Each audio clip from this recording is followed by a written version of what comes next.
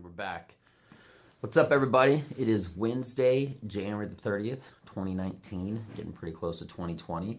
So, yeah, a couple nights ago, I did a comedy and the whole set. Just getting right into it. I hope everybody's having an awesome day and everything. I just had something that was weighing on me that I really wanted to get off in a really good way. So, as this channel is, you know, me video documenting my rise to comedy and acting and writing stuff. I really wanted to get this out. So basically, a couple nights ago, I did comedy on Monday. And basically, it was all brand new stuff that I am currently working on. So it's on shaky legs. What I mean by shaky legs is I video record every single time that I go up. And whatever you see published is something that is pretty much fine-tuned. And whatever you don't see published, it's not because it's not on the YouTube, but it's on like a private list. So what I do is, perfect example, if there is the exact crowd of people, 10, 20, 30 people, whatever, at this place that I go to, or any place for that matter, if it's the exact crowd of people and I say 5 minutes of jokes, the next week I come back, I don't work on that exact set because it's not going to have the exact impact. So what I do is I start from a segue and I work from minutes like 6 through 10. And then the following week I'll work 11 through 15. And then on week number 4, because this would be 3 weeks by now, I go back to week number 1, okay, those first 5 minutes, and I fine tune it. So what they don't see is behind the curtain. Behind the curtain, I'm taking notes, I'm organizing and everything. When I get to my house, I have a Microsoft Word document of everything, and I also have a video for it also. So as I'm going through the jokes, I'm highlighting. You know, you can highlight stuff on Microsoft Word.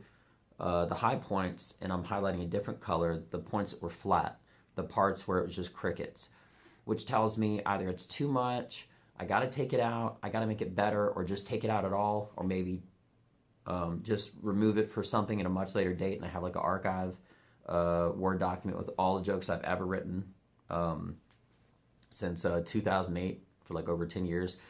And then, so when I come back that next time, and it's week 4 now, okay, I'm working on material that I already know what to improve on. I already know what to take out completely.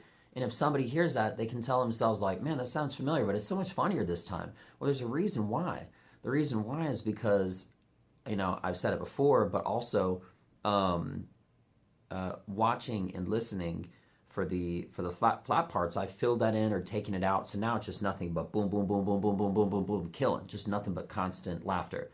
And that's the whole point of comedy, you know, the whole joke thing.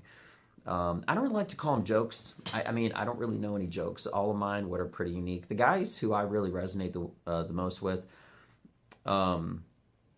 are Bill Burr, definitely, because his just temperament and just the way that I think. Joe Rogan, because of his crazy like what ifs, and I like Bert Kreischer a lot, but I would pretty much just stick to them too. But anyway, so I did my set, and I'm being completely honest with you. It was 6 minutes, and I had like if you broke every 6 minutes into like 10-second intervals, half of those 10-second intervals were just completely flat. Nothing. They were just crickets. Nothing was funny at all. But the other parts, there were these spikes, these huge spikes of laughter. And, you know, that's the thing. Like, I told my wife that I really would like to go to California, to go to, like, the Belly Room, which is, like, this famous comedy place, and watch a professional comic such as Bill Burr, or, and Joey Diaz. I resonate with him a lot too, just because stylistically, a lot of the stuff that he says it has a similar undertone to what the things that I say, but his is on like a whole. In my opinion, I don't really consider him a dirty comic. He just speaks freely, and sometimes words come out that are cuss words, you know. But Anyway, having nothing to do with that. He's the best. I mean, he's great. So in that order, I'd probably say Bill Burr, Joe Rogan, Joey Diaz. As far as the ones that I really resonate the most with, stylistically, when I watch them, I laugh because that's my sense of humor too. And that's just how I do things. I typically tell stories, and I can also give examples or hypotheticals. That's that Joe Rogan side, like that crazy psychedelic, thinking deep into like deep space, random drop of knowledge, crazy shit, And then on the Joey Diaz side, when I say stuff, it's like him. It's usually like, it's dirty, but it's not like dirty comic stuff. What I mean by that is like, it's usually like, it could be some rough language, but it could be like kind of sexual in nature or something like that, or just something that's like that people know and they just don't really like to talk about. But it's so funny when you open it up, and you start to just look inside that, I don't need to give an example, but anyway, he's really, really great. He even wrote me an email one time, which I saved. It meant a lot to me. It was just a comedy question, and as busy as he is, he still took the time out of the day to write me. So anyway, what I'm getting at is, I came home and I knew I didn't do that great, but what I was saying about the whole going to California with my wife, the whole point of that, to watch professional comics on the equivalent of their open mic, which is when they're starting material. I would love to see a comic or comics where you see like 10 of them in a night for like $20 in Los Angeles at like the Comedy Store or something like that, or the Ice House, and watch them not necessarily bomb, but just have those spikes. Because the thing is, when you're working on a joke, and that's something that Joe Rogan talks about all the time, there's these flat spots, and then there's these spikes, and you got to listen for those, and you got to fill those in. That's your job as a comic. And I'm telling you, I love every single part of comedy, every single thing from the writing. I laugh my ass off when I'm writing jokes hysterically, and when I'm thinking about new ones and as new stuff come and everything else. So it's just such a gift of comedy in general is, but I love it so much. And then telling the joke, and then everything else. I said a joke for something that was already polished that I know works, and I said it while I was getting my oil changed my car a few days ago, and the whole place erupted. It was so hilarious. And then I left, and that was the best feeling that I had the entire day. So what I'm getting at is just being able to see those professional comedians work out something means more to me, because it's kind of like looking at if you went to like an ultra famous painter's house and you saw a painting. You didn't see a painting, you just saw a blank canvas with like some lines drawn on it. Now, in the way a painter that might inspire a painter, seeing a comic working on his material is really inspiring to me, because that's exactly what I'm doing. And there's a big difference between having a polished joke that works, or at least you say that works, and nobody's laughing, compared to something that are in like the really beta stage, early phase, and you got something there. You just got to keep working on it.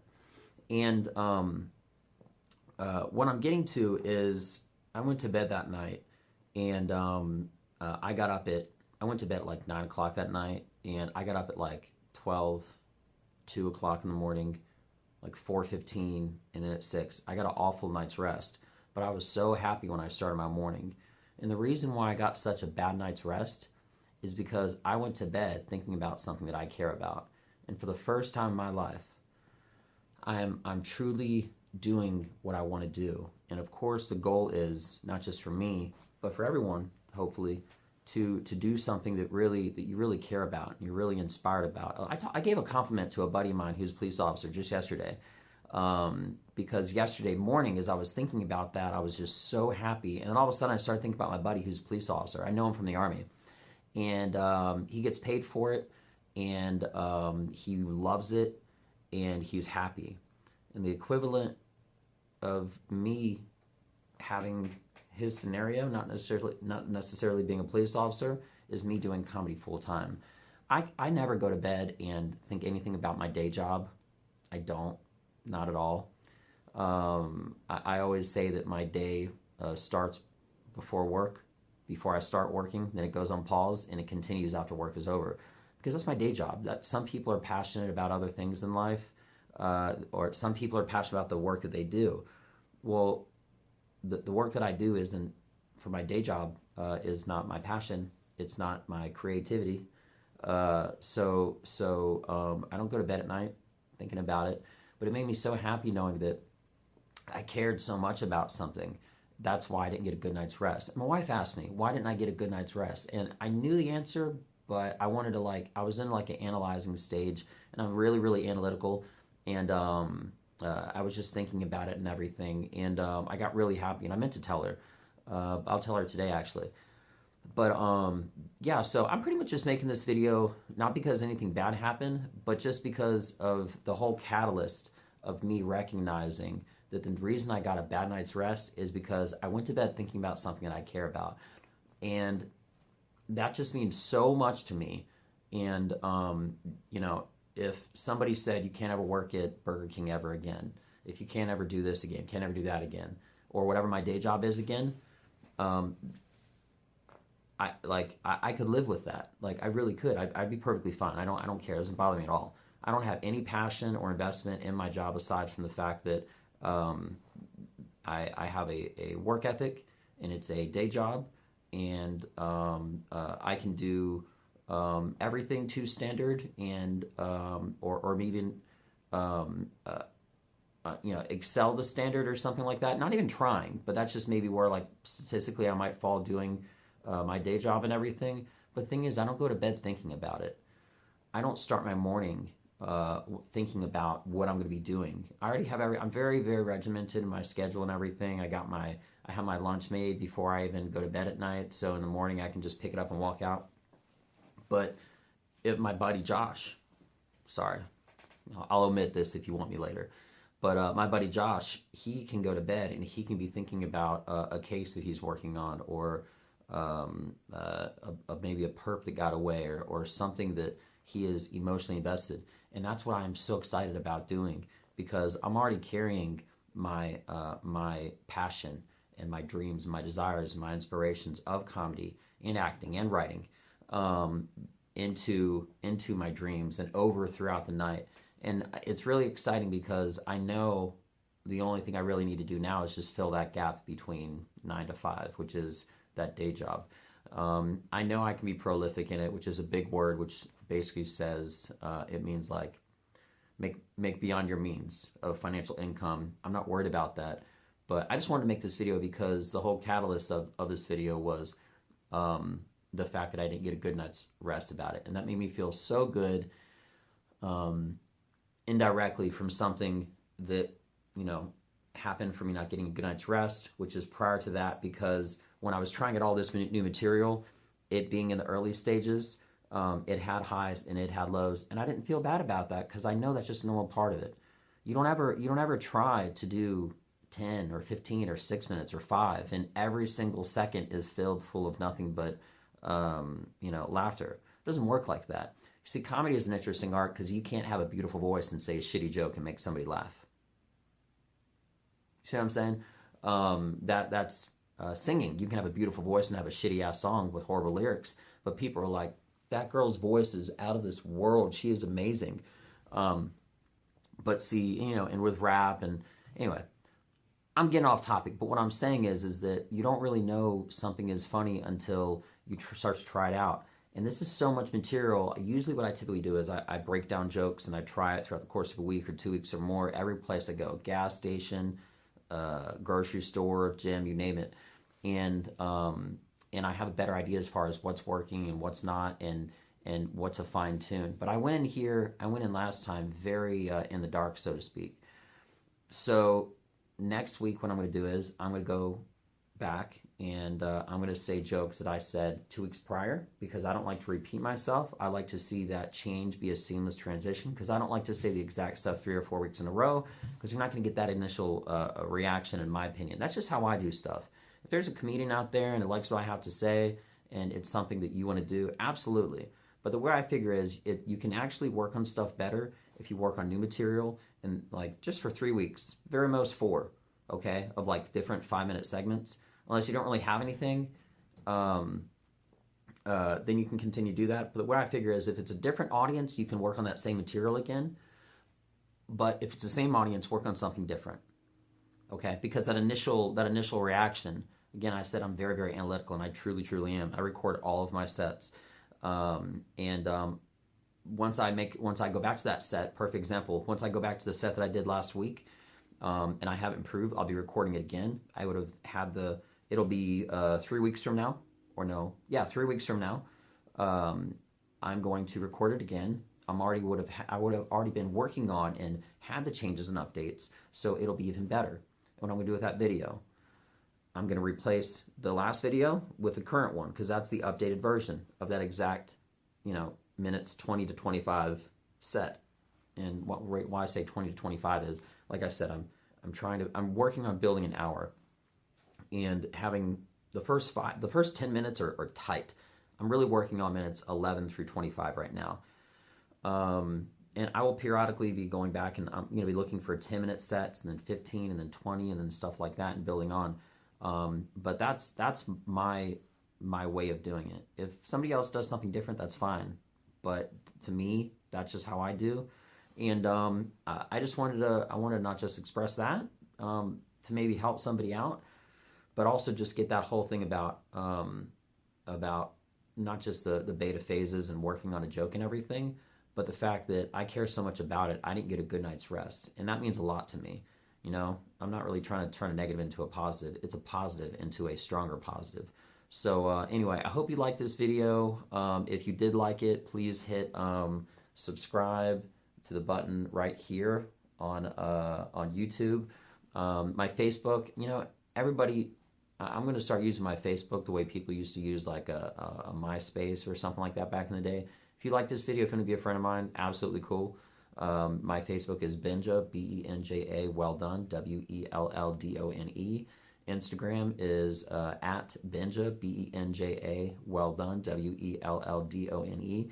And once a week, depending on if I get an email, if somebody emails me a question, you want me to keep it anonymous, I will. I'm starting to do like a Q&A, life advice, relationship, work, any kind of advising that you possibly want. I've had a lot of experience in a lot of different avenues. I've lived around the world, had a lot of relationships, a lot of successes, a lot of failures, having to do it on like the day job side, and a lot of other things.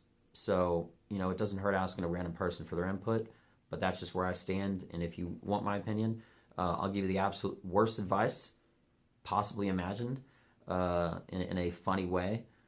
And just tell me if you want to keep it anonymous or not directly, and then follow directly after that by so good advice. So I hope you liked this video, and please feel free to subscribe, hit the like button, and have a great day. I'm Benja, Welldone. I'm out. See ya.